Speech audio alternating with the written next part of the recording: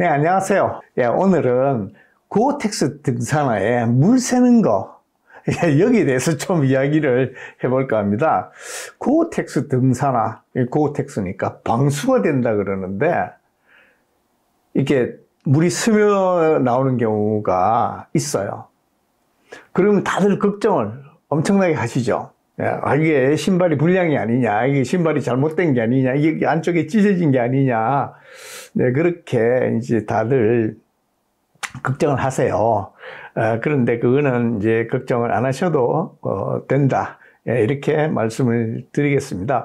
고어텍스라는 것은요, 그런 이제 방수 소재죠.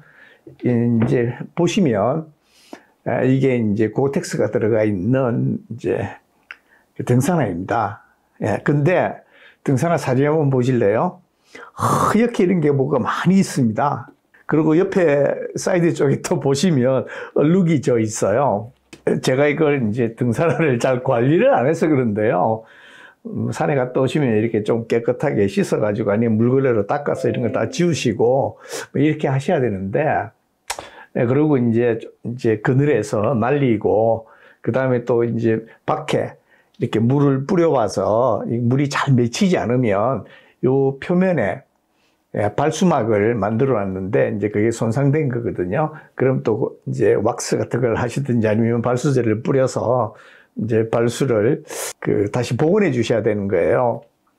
근데 뭐 저는 대충 신습니다, 그냥. 그래서 이제 좋은 샘플이 생긴 거죠.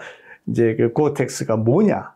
이게 등산화에서 그거를 설명할 수 있는 기회가 생긴 겁니다. 자, 고어텍스는요, 물을 막아줍니다. 그런데 어느 정도까지입니다. 이게 이제 워터프루프니스라고 하는 거, 그러니까 방수라는 거를 말을 쓸 수 있을래 그러면 고어텍스가 방수압이 상당히 좋은 편이에요. 근데 영국 국방성에서는 800mm, 고어텍스는 2만에서 2만 5천 mm, 요 등산화에 들어가는 건 대부분 다 2만 mm짜리가 들어갑니다. 근데 800만 넘어도 방수라고 일단은 불러요, 그거를.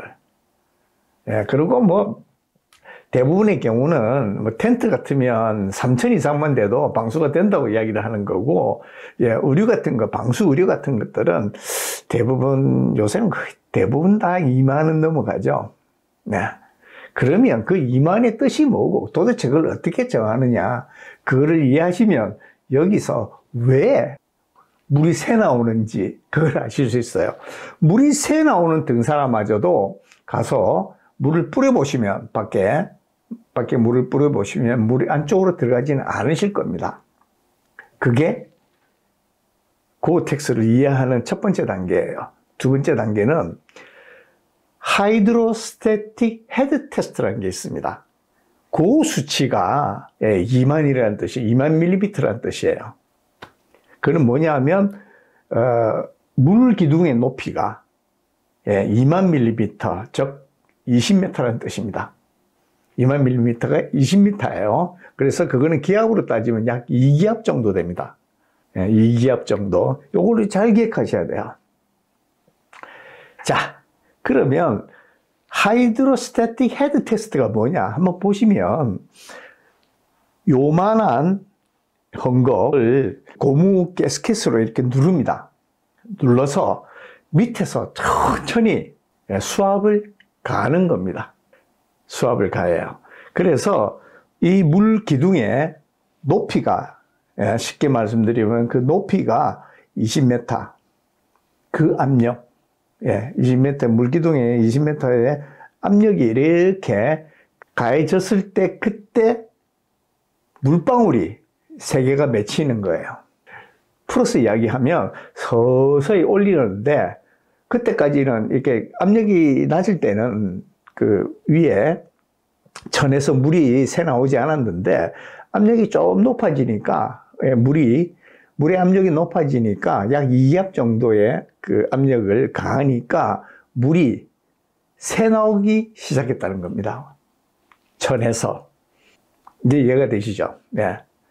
즉, 고어텍스는 어느 정도의 압력을 가하면 물이 새 나온다는 이야기입니다. 그런데 비는 왜 막아주느냐? 예, 비는 위에서 떨어지잖아요. 그러니까 20m의 수압으로 누르는 건 아니거든요. 그래서 예, 물이 안쪽으로 들어오지 않는 것뿐입니다. 그런데 신발 안쪽은 사정이 다르다는 거죠.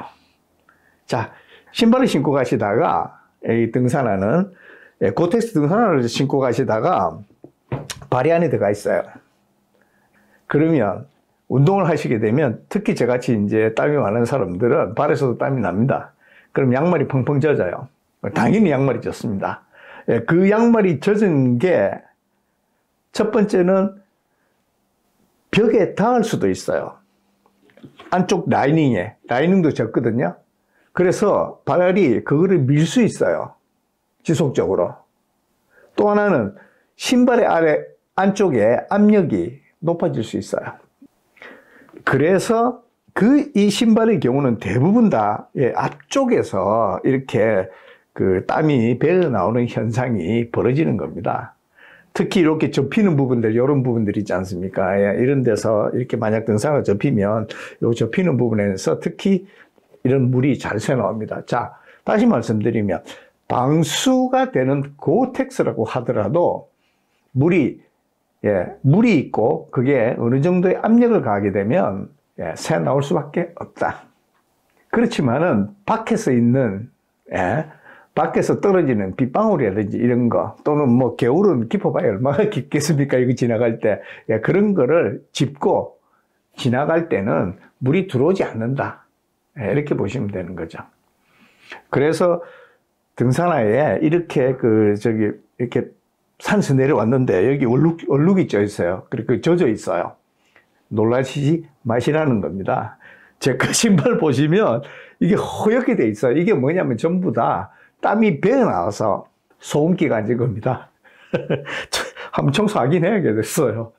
소금기 이렇게 나옵니다.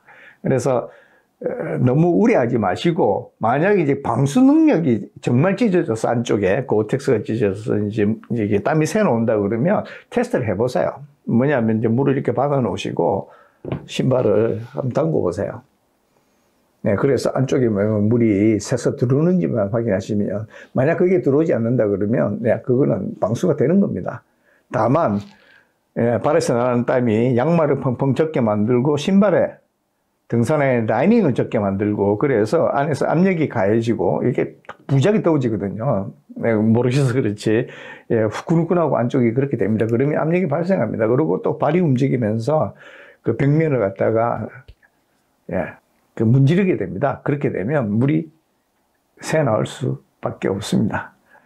오늘은 고텍스가 뭔지, 그리고 고텍스가 방수 능력은 항상 한계를 가지고 있고, 하이드로스태틱 헤드 테스트라는 거를 거쳐서 이제 우리가 방수라는 말을 쓸 수가 있게 되는데, 그 하이드로스태틱 헤드 테스트가 뭔지 그걸 이해하게 되면 물이 새 나오는 것이 자연스러운 일이다. 이렇게 이해할 수 있다고 설명드릴 수 있습니다. 오늘은 여기까지입니다. 감사합니다.